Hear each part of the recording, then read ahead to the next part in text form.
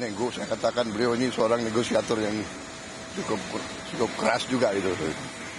Ya, saya kira itu dari saya. Tapi apakah Indonesia melihat itu saudara Pak?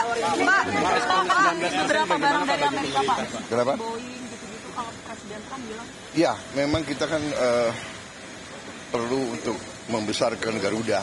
Ya. Garuda adalah kebanggaan kita. Garuda adalah flag carrier nasional. Garuda lahir dalam perang kemerdekaan kita.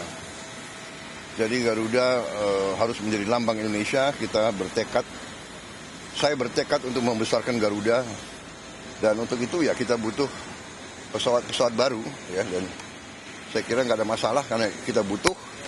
Mereka ingin jual pesawat Boeing juga cukup bagus. Kita juga tetap dari Airbus, ya. Jadi akhirnya terjadi pertemuan dua kepentingan. Kita juga butuh.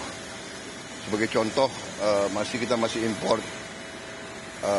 BBM, kita masih impor gas, kita masih perlu impor gandum, kita masih perlu impor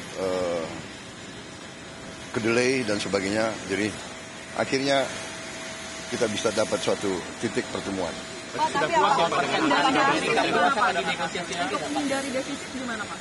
Ya, kita terus akan namanya hubungan dagang itu terus-menerus kita negosiasi, ya.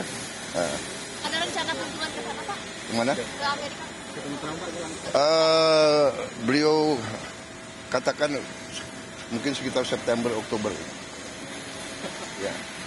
Tapi saya agak ngeri kalau diajak main golf. Golf saya jelek sekali. Saya harus les privat golf.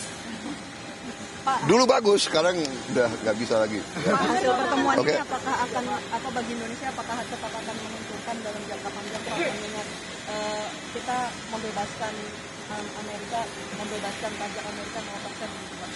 Semua sudah kita hitung, semua kita berunding, ya.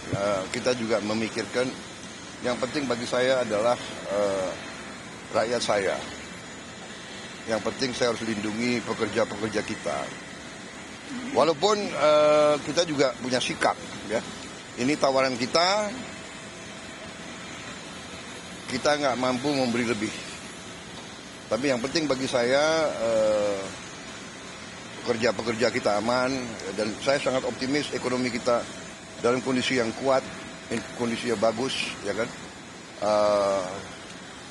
Jadi apapun terjadi, kita akan kuat.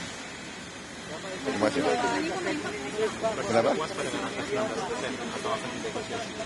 Ya, kalau puas ya 0%. Oke.